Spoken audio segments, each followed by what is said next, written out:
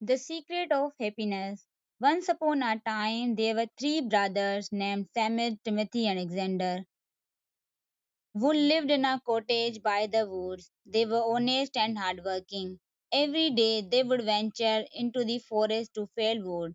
Later, they would sell it in the market, where it would fetch a decent price.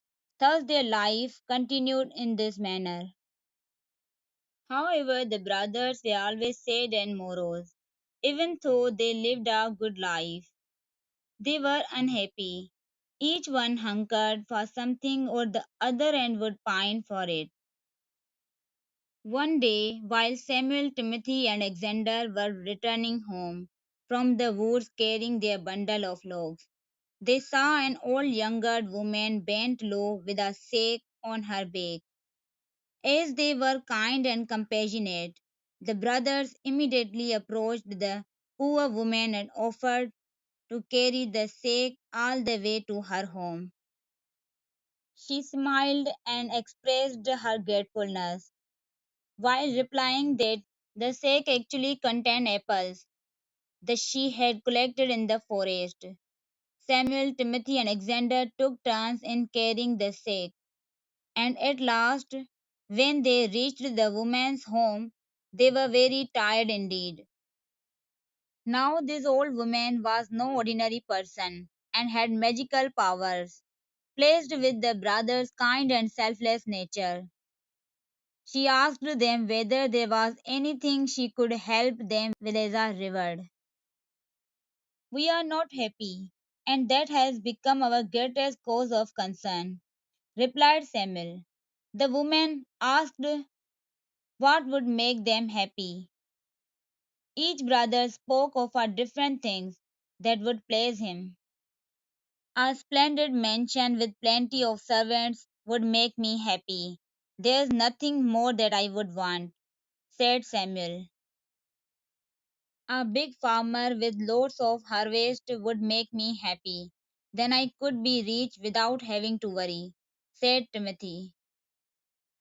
A beautiful wife would make me happy. Every day after returning home, her sweet little face would light me up and make me forget my sorrows, said Alexander. That is fine, said the old woman. If these things will give you happiness, you deserve them in every respect for helping a poor, helpless person like me. Go home, and each of you shall find exactly what you have wished for.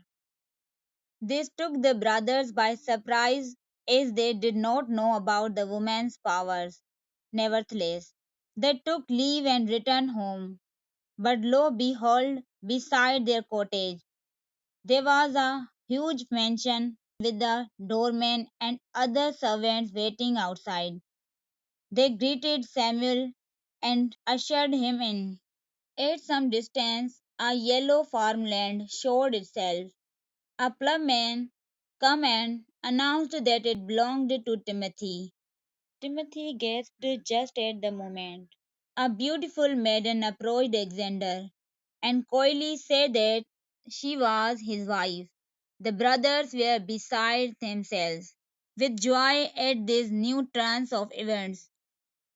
They thanked their lucky stars and adapted to their new lifestyles. The days passed and soon our year was over. The situation was, however, now different for Samuel, Timothy, and Alexander. Samuel had grown tired of owning the mansion. He became lazy and did not surprise his servants into taking proper care of the mansion.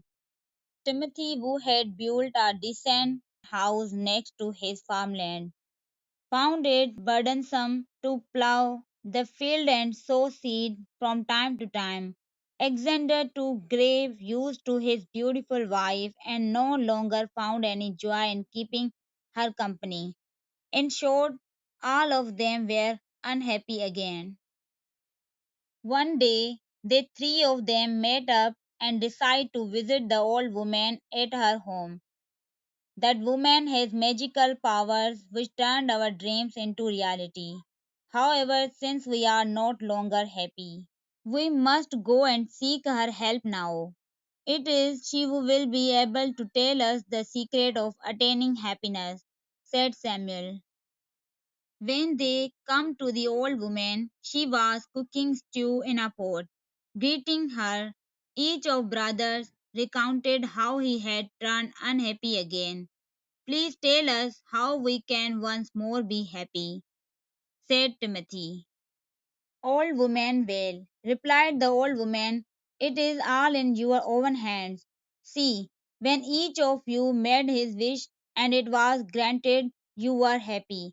However, happiness never lasts without a very important thing content. Earlier, since you were happy, but never really content or satisfied, boredom and misery overcome you and you become sad again.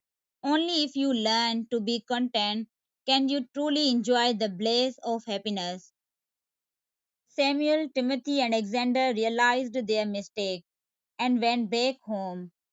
They saw how lucky they were to have the gift for which they had once craved. Samuel felt grateful for being the owner of a mansion and began taking good care of it.